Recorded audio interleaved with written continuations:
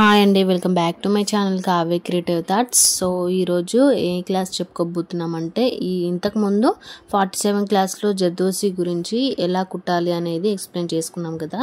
So దాంట్లోనే చెమ్కీస్తో zardozi work అనేది ఎలా చేయాలనేది ఈరోజు వీడియోలో తెలుసుకోండి. దానికోసం అయితే ఫస్ట్ ఈ విధంగా చెమ్కీస్ అయితే తీసుకుంటున్నాను. ఈ విధంగా మీకు ఏ సైజు చెమ్కీస్ అవైలబుల్గా ఉంటే ఆ సైజ్ తీసుకోండి.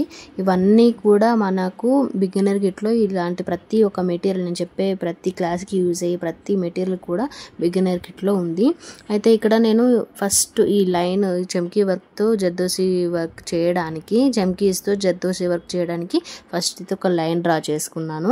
కొత్త వాళ్ళు ఖచ్చితంగా ఒక లైన్ అయితే డ్రా చేసుకోండి. సో దాని తర్వాత ఈ విధంగా థ్రెడ్ తీసిన తర్వాత ఒక లాక్ స్టిచ్ వేసుకొని థ్రెడ్ పైనకి తీసి వదిలేయాలి.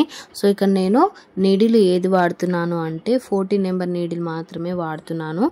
ఈ జర్దోసి వర్క్ నీడిల్ అనేది అందరి దగ్గర అవైలబుల్గా లేకపోవచ్చు. సో అందుకోసమని ఈ నీడిల్తో మీకు యూజ్ అయ్యేటట్టుగా చెప్పడానికి ఈ విధంగా ఈ నీడిల్ అయితే తీసుకొని కుట్టి చూపిస్తున్నాను. అయితే ఇక్కడ నేను నీడిల్కి ఒక జర్దోసి చిన్న పీస్ ఒక ముక్క తీసుకొని దాని తర్వాత చెమ్కీ తీసుకొని వేల్తో ఈ విధంగా వేల్తో ఇలా ఆపుకుంటూ స్టిచ్ చేస్తున్నాను కదా. సో అలా మీకు ఆ రెండు ఒకటేసారి నీడిల్కి ఆగకపోతే జారిపోయినట్టయితే ఒక్కొక్కటి తీసుకోండి. ఇలా థ్రెడ్ పైన వదిలేసిన తర్వాత జర్దోసి చిన్న ఒక ముక్క తీసుకొని థ్రెడ్కి ఎక్కించిన తర్వాత మళ్ళీ చెమ్కీ తీసుకొని మళ్ళీ థ్రెడ్కి ఎక్కించి ఫస్ట్ చెమ్కీ ఎక్కియండి, దాని తర్వాత జర్దోసి తీసుకొని ఎక్కించండి, అప్పుడు థ్రెడ్ తీసుకొని స్టిచ్ వేయండి.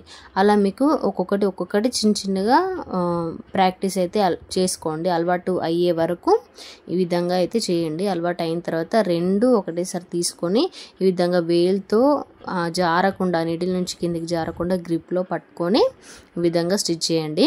అండ్ దాని తర్వాత ఇక్కడ ఒకటి మీరు గమనించాల్సింది ఒకటి ఉంది. ఏంటి అంటే ఇంతకుముందు 47 క్లాస్లో జర్దోసి వర్క్ ఈ విధంగా పక్కన ఒక లైన్ అయితే కనిపిస్తుంది కదా.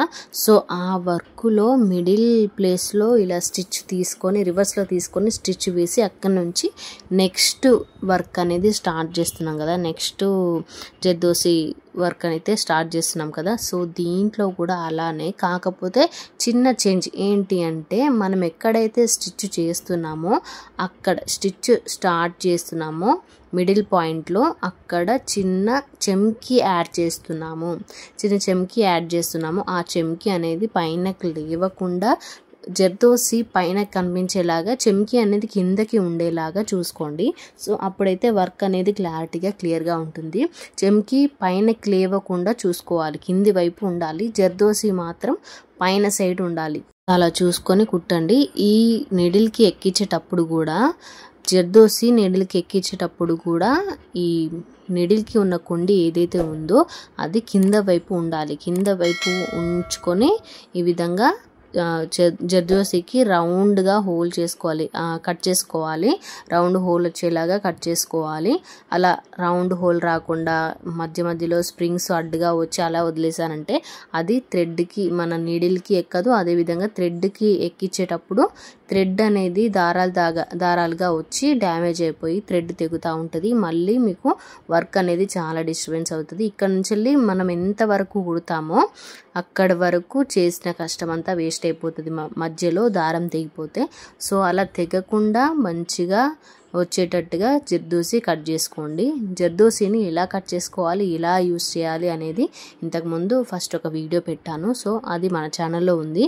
మీరు కనుక కొత్తగా చూసిన వాళ్ళైతే అది చూసిన తర్వాత ఈ జర్దోసి వర్క్ వీడియోస్ అయితే చూడండి, అప్పుడు మీకు క్లారిటీగా అర్థమైపోతుంది. జర్దోసిని కట్ చేయడం అంటే చిన్న ముక్కలుగా కట్ చేయకూడదు, అలా అని పెద్ద ముక్కలుగా కట్ చేయకూడదు. ఇలాంటి వర్క్ చేసినప్పుడు అన్నీ కూడా సమానంగా కొంచెం సైజ్ అనేది ఈవెన్గా ఉండేటట్టుగా చూసుకోవాలి. ఎందుకంటే కొంచెం ఎక్కువ గ్యాప్ రావాలి. మధ్యలో మిడిల్లో స్టిచ్ స్టార్ట్ చేస్తాం కాబట్టి చెమ్కీ వచ్చినా లేదంటే నార్మల్గా జర్దోసియే కుట్టినా కూడా గ్యాప్ అయితే కొంచెం ఎక్కువ ఉండాలి. మిడిల్లో స్టిచ్ వచ్చేలాగా ఉండాలి. మరి చిన్నగా అయిపోతే మనం స్టిచ్ చేయడానికి ఇబ్బంది అవుతుంది. మరి పెద్దగా అయితే కూడా మనము స్టిచ్ చేసేటప్పుడు వర్క్ అనేది, మనం చేసే వర్క్ ఈ డిజైన్ ఏదైతే ఉందో ఇలా అల్లికలాగా వస్తుంది కదా, అదంతా కూడా లూజ్ లాగా వస్తుంది. కనిపించడమే లూజ్గా కుట్టినట్టుగా కనిపిస్తుంది మనం కరెక్ట్ కుట్టినా కూడా. సో అలా పెద్ద గ్యాప్ తీసుకోకుండా, చిన్న గ్యాప్ తీసుకోకుండా ఎంత సైజ్ తీసుకోవాలి అనేది మీకు క్లారిటీగా తెలుస్తుంది. ఒక్కసారి ఏదైతే సైజు ఫస్ట్ స్టార్టింగ్ సైజ్ ఏదైతే తీసుకుంటామో అన్నీ కూడా అదే సైజులో తీసుకోండి. అప్పుడైతే మనం చేసే వర్క్ ఈవెన్గా సమానంగా వస్తుంది. సో ఇలా మిడిల్లో ప్రతిసారి స్టార్ట్ చేసిన స్టిచెస్ ఏదైతే చెమ్కీస్ అన్నీ కూడా ఎంత సమానంగా ఒకటి తర్వాత ఒకటి ఎలా వచ్చిందో, దాని తర్వాత దానిపైన ఉన్న జర్దోసి వరకు ఇలా అల్లికలాగా ఎంత బాగా వచ్చిందో చూడడానికి చాలా అందంగా కనిపిస్తుంది కదా. సో అలా అందంగా మంచిగా టైట్గా రావాలంటే మనము ఫస్ట్ ఏదైతే జర్దోసి ముక్క ఏ సైజు ఉందో ఆ సైజులో అన్నీ తీసుకోవాలి. కొంచెం చిన్న తేడా వచ్చినా పర్లేదు, కానీ సైజు మాత్రం చూడడానికి అంతే ఉండాలి. అంటే మనము మిడిల్లో స్టిచ్ స్టార్ట్ చేస్తాం ప్రతిసారి. సో ఆ మిడిల్ సైజ్ అనేది ఖచ్చితంగా మనకు ఈ చెమ్కి పట్టేంత కరెక్ట్ సైజులో రావాలి. అది మాత్రము చూసుకొని ఖచ్చితంగా కట్ చేసుకోండి. దానివల్లనే మనకు వర్క్ అనేది నీట్గా వస్తుంది. ఈ టిప్ అయితే మర్చిపోకుండా చూసుకోండి. జర్దోసి కట్ చేసే వీడియోను కూడా 1-2 సార్లు చూసుకుంటూ జర్దోసిని అయితే నీట్గా కట్ చేసుకోండి. ప్రతిసారి డ్యామేజ్ చేసుకోకండి, వేస్ట్ చేయకండి. సో ఇంకా వీడియో నచ్చితే లైక్ చేయండి, షేర్ చేయండి, కామెంట్ చేయండి. ఛానల్ని సబ్స్క్రైబ్ చేసుకోవడం మాత్రం అస్సలు మర్చిపోవద్దు. కంపల్సరిగా ఛానల్ సబ్స్క్రైబ్ చేసుకొని పక్కనే ఉన్న బెల్ ఐకాన్ని క్లిక్ చేయండి. మీకు మగ్గం వర్క్ క్లాస్ ఇలా వీడియో పెట్టగానే, నేను ఇలా వీడియో పెట్టగానే మీకు అలా నోటిఫికేషన్ వస్తుంది. మిస్ అవ్వకుండా వీడియో పూర్తిగా చూసి వర్క్ అయితే నేర్చుకోవచ్చు. అదేవిధంగా ప్రాక్టీస్ చేస్తున్న వాళ్ళైతే చిన్న కామెంట్ అయితే పెట్టండి.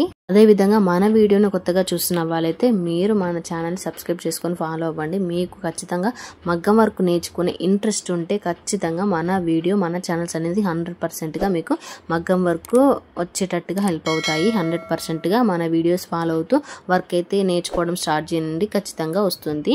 వీడియోస్ని స్కిప్ చేయకుండా చూడండి. Thanks for watching.